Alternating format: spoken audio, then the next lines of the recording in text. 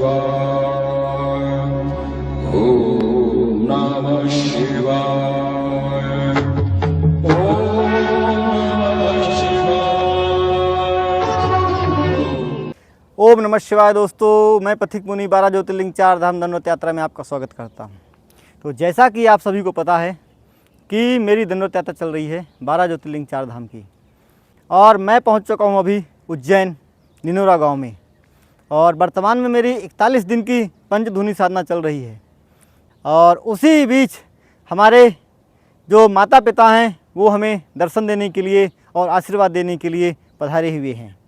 तो आइए हम आपको मिलवाते हैं। ये हमारे पिताजी हैं और पिताजी का आशीर्वाद हम ज़रूर लेंगे, क्योंकि कहते हैं ना, एक साधक के जीवन में यदि माता पिता का आशीर्वाद साथ में हो तो कहना ही क्या। तो ये हमारी माता जी हैं।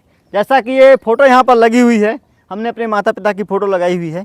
और हमारे पिताश्री हैं डॉक्टर श्री छोटेलाल सिंह जी, और माताजी श्रीमती चुन्नी बाई, और हमारी छोटी वाली मौसी भी आई हुई हैं, और ये हमारी बड़ी बहन है, और ये हमारे कजन ब्रदर हैं, ताऊ जी के लड़के, बड़े भाई हैं, और बड़े भाई से भी बढ़कर हैं हमारे लिए। तो हमारे माता पिता हमको आए आशीर्वाद देने के लिए पंचधूनी साधना के दौरान। तो दोस्तों, कमेंट करके ज़रूर बताइएगा इस विषय में कि क्या एक सन्यासी के जीवन में माता पिता से मिलना और क्या घर जाना उचित रहता है या उचित नहीं रहता है। क्योंकि जैसा कि आप लोगों ने बहुत सारे लोगों के मुख से सुना होगा, बहुत सारे महात्माओं के मुख से सुना होगा कि महात्माओं को घर जाना चाहिए कि नहीं जाना चाहिए। इस विषय में बहुत सारे संशय होते हैं। तो हमारे संन्यास परंपरा में और हमारे सनातन धर्म में कहते हैं कि जब शंकराचार्य जी महाराज थे, वो भी अपनी माता की सेवा करने के लिए घर गए हुए थे। तो लोगों का मत अलग अलग है, और मतांतर लोगों में कभी कोई कुछ कहता है, कभी कोई कुछ कहता है। हालांकि हमारे गुरु महाराज परम पूजनीय ब्रह्मलीन बाबा ठाकुरदास जी महाराज ने हमें घर जाने की, माता पिता से मिलने की, उनका आशीर्वाद लेने की छूट प्रदान की हुई है। और जब हम दूसरे के घरों में 2 दिन, 4 दिन, 10 दिन रुक सकते हैं, तो क्या अपने घर में नहीं रुक सकते हैं? हाँ, पहले संत लोग क्यों मना करते थे? क्योंकि अधिकांशतः जो संत समाज है, जो नए संत हैं, वह माता पिता का मोह नहीं त्याग पाते हैं। और वर्तमान में बहुत सारे ऐसे संत भी हमने देखे, और बहुत सारे जो पाखंडी लोग हैं ना, वो लोग साधु वेश धारण करके वहाँ से पैसा दान में ले करके कुछ लोग घर भी भेजते रहते हैं। हालांकि यह चीज़ गलत है, क्योंकि आप दान का पैसा और अपने गृहस्थ में आप देंगे, और उतना लोग भजन करते नहीं हैं कि उसको पचा सकते हैं।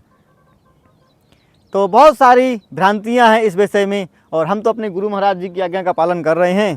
तो बस देख सकते हैं आप, हमारे माता पिता जब हमारी पंचधूनी साधना चल रही हो उस समय, और जब मेरा संन्यास हुआ था उस समय भी हमारे माता पिता दोनों लोग ही 2007 में जब प्रयागराज का कुंभ मेला लगा हुआ था, उस समय आशीर्वाद प्रदान करने के लिए हमारे साथ में ही थे जब हमारी संन्यास दीक्षा हो रही थी। तो मैं तो अपने आप को बहुत ही भाग्यशाली समझता हूँ, धन्य भाग समझता हूँ कि ऐसे माता पिता जिन्होंने मुझे संन्यास जीवन के लिए भी आज्ञा दी। तो माता जी, कैसा लग रहा है आपको अपने सन्यासी बेटे से मिल करके? बेटा मुझे बहुत नीक लागल हैं? तो आपका लड़का साधु हो गया, ऐसी पंचधूनी साधना कर रहा है, तो आपको दुख वगैरह नहीं होता? हाँ, नहीं हो कुछ दुख नहीं है मुझे।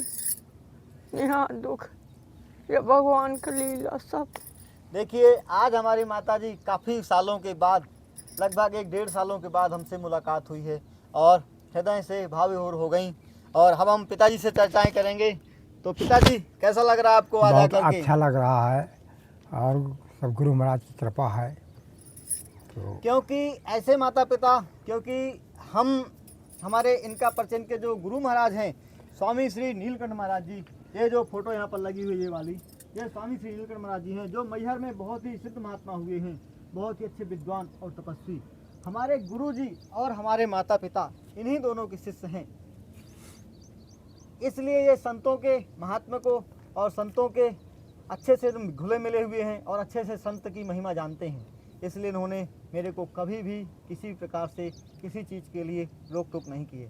हालांकि इतना जरूर कहते हैं ना एक मोह होता है कि बोले कभी भी यदि ऐसी आवश्यकता हो तो आप वापस घर में आ सकते हैं, शादी विवाह कर सकते हैं, घर में रह सकते हैं। लेकिन ये तो मातृत्व और पितृत्व मोह होता है, थोड़ा सा आत्मा लगी होती है एक बेटे के प्रति। और मौसी जी क्या हाल चाल है? बढ़िया है महाराज जी। तो ये हमारी मौसी जी हैं, सबसे छोटी वाली मौसी। हमारी जो माता जी हैं ये 5 बहनें हैं, 5 बहनों में सबसे छोटी मौसी है। और एक बार हम सभी बहनों को लेकर के वृंदावन के जो सारे तीर्थ हैं वहाँ हम यात्रा करने के लिए भी गए थे। तो मौसी जी अब आप बताइए। हमें यहाँ आके बहुत अच्छा लगा।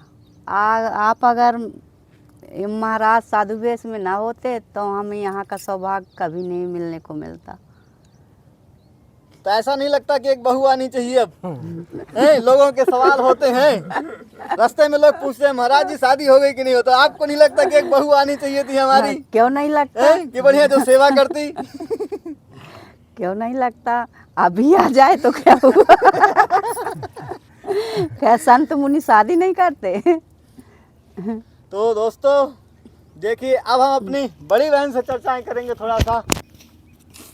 तो बड़ी बहन जी का जो हमारा नाम है ये सविता रानी सिंह है और हमारे प्रति बहुत ही स्नेह करती हैं। जब मैं इस दंडवत यात्रा में जब पता चला बड़ी बहन को कि मैं निकल रहा हूँ तो उन्होंने बहुत ही आंसू बहाए, एक मोहवश। लेकिन अब तो बढ़िया मिलने भी आती हैं, फ़ोन वगैरह में बातचीत चलती रहती हैं। तो गुड़िया क्या हाल चाल है? बढ़िया है। कैसे कैसे आज उज्जैन के पास बबुल भटक गए? क्योंकि इनके जो हस्बैंड है वो जल्दी परमिशन नहीं देते ज़्यादा दूर आने की।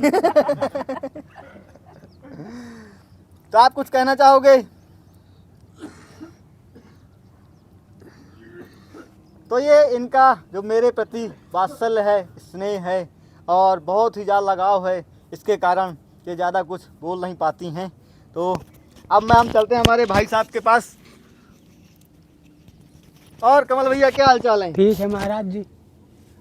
हम तो इनको कहते हैं कि अब सारे दोनों पुत्र वधुएं आने के बाद बेटियों की शादी हो गई है, अब तो एक पुत्र वधु बाकी आने के लिए, अब वो आ जाए उसके बाद हमारी गाड़ी खाली है। ठीक है महाराज। तो हम इनको यही कहते हैं अब तो हमारी गाड़ी खाली है, सीट तो हमारे पास है, तो कोई बात नहीं। लेकिन क्या करें, जिम्मेदारियां इतनी हैं। क्योंकि हमारे जो पिताजी हैं ये पेशे से डॉक्टर हैं, BMS, और हमारे भाई साहब भी BMS डॉक्टर हैं। तो घर में सेवा इनकी निरंतर चलती रहती है।